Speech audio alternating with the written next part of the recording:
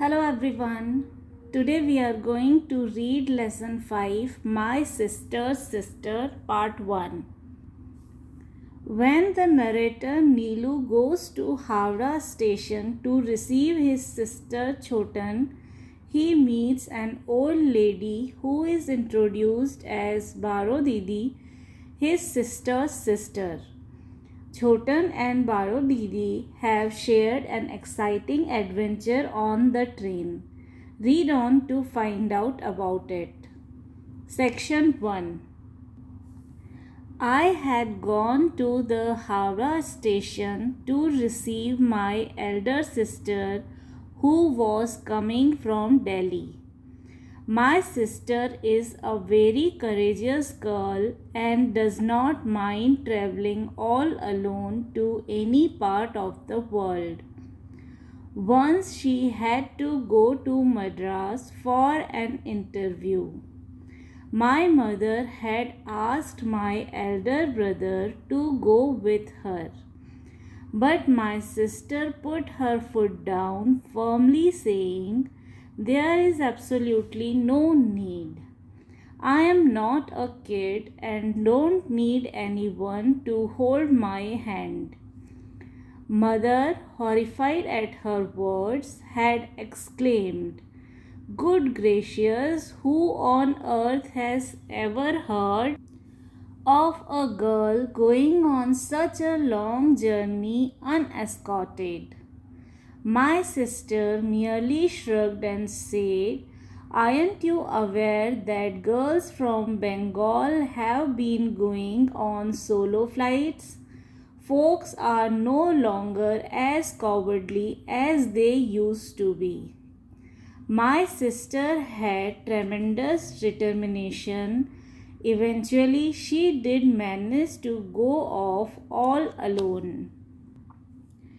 The very next day, we heard on the wireless that the Madras mail was involved in an accident. Naturally, the entire household was worried. Mother stopped eating while my father and brother dashed about here, there, and everywhere in quest of news. My brother left for Madras by air the very same evening. The next day, my sister's wire arrived from Madras. The interview went off all right, no need to worry. The accident had taken place just 7 miles away from Madras. The engine was damaged and the first few bogies had been derailed and battered out of shape. Luckily, my sister's bogie had not been affected too much. She had maintained her cool and got down from the train. Then she had walked to a local shop, borrowed a bicycle on hire, of course, and cycled down to the place of interview. Everyone had admired her remarkable presence of mind.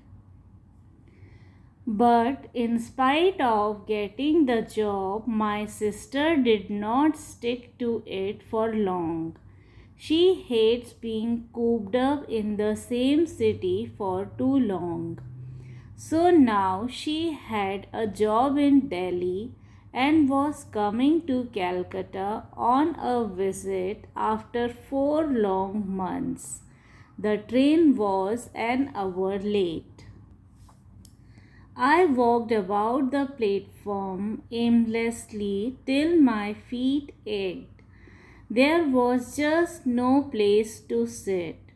People had occupied all the seats on the platform and some were even sleeping on them.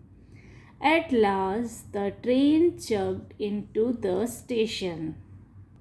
Section 2. There was the usual rush and bustle everywhere. I went and stood before the ladies' compartment. There were just two passengers there, my sister and an old lady. It seemed totally incredible that a train coming from Delhi could possibly have such an empty compartment. The two of them must have had a real cozy journey, sleeping all the way. My sister held the old lady's hand and helped her alight from the train. I took charge of my sister's suitcase and bedding. My sister called me and said, "Here, Neelu, come and touch her feet. She is my elder sister, you know, my Baro Didi." I was quite astonished. I had just one sister. I would never in my life heard of any other sister. The old lady had snow white hair and a winsome smile. She must belong to some famous family. I thought, for two men in khaki uniform had come to receive her and see to her luggage. She had a lovely cane basket in her hand, which she did not hand over to anybody. I felt sure that it must contain her jewelry. I bent down and touched her feet just as my sister had asked me to. She laid a hand on my head and blessed me aloud, saying, "Live long and be brave." Then she turned to my sister and said, "Why don't both of you come with me? I have my car here." I said, "But our father's office car is also here." "Well then, so long," she said. Then she said to my sister, "I hope you will remember all I have been telling you." My sister replied, "Oh yes, Baru Didi. I will remember everything and I'll definitely see you when you come to Delhi again." The moment we got into our car, I asked my sister who the old lady was. She merely said, "My elder sister." The very next moment, she asked me, "By the way, Neelu, have you any idea where one can buy cobras?" I was startled. Had I heard her right? "What did you say?" I asked again. "Buy what?" "Cobras," said my sister simply, as if it was the most normal request in the world. "What on earth do you want cobras for?" "I want to buy one, buy it and tame it." "What? Tame a real live snake?" My sister burst out laughing and said, "Why not? They are pretty useful creatures." I was absolutely certain my sister had gone batty. Or perhaps there was something wrong with my ears. I put my fingers in both my ears and shook my head vigorously. Section 3. At home, mother asked my sister, "I hope you had a nice journey. Did you get any food on the way?" My sister replied, "Yes, mother, there was no problem. Our compartment was jam-packed until Mughalsarai, but after that it was absolutely empty." "You don't mean to tell me that everyone got down at Mughalsarai?" asked my mother incredulously. My sister smiled and said, "Well, they did. There were dacoits in our compartment, you see." Mother screamed. "What? What did you say? Dacoits in your compartment? How dreadful and dangerous! What on earth did you do?"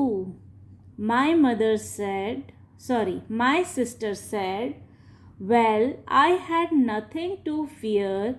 I had Baro Didi with me." "Who on earth is Baro Didi? Surely she didn't tackle all the dacoits single-handed?" "She did, and drove them all away." Well, I had seen my sister's Baro Didi. She was at least 60, if not more. It was totally impossible for a feeble woman like her to drive away dacoits. I couldn't stand it any longer and blurted out, "Mother, she has been talking a lot of rubbish ever since she arrived. Absolute nonsense."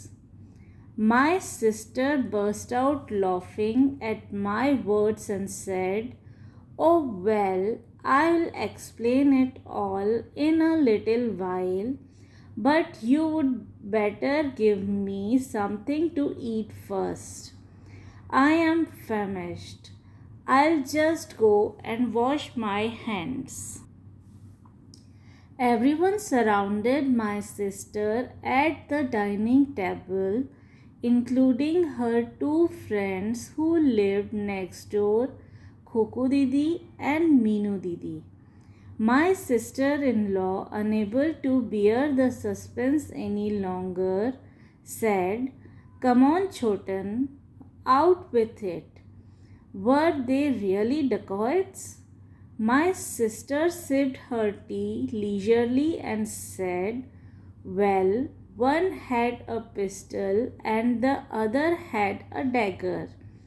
The one with the dagger had a bushy beard." Everyone squealed in anticipation. Mother cried, "And what did the rest dacoits do? Really, I can't imagine why the government doesn't do something about them. How do they expect people to travel by train under such conditions?" My sister said, "I'll never be afraid of dacoits again." Khuku Didi said in an exasperated voice, "Really, Chotan? I can't imagine why you should go on and on beating about the bush. Who on earth is this Baro Didi of yours? Tell us that first." So this was the reading of our lesson 5, My Sister's Sister, part 1. If you have any doubt or query, you can ask me in the comment section below. Also, don't forget to check the description box for the links to the other chapters. Thank you, everyone.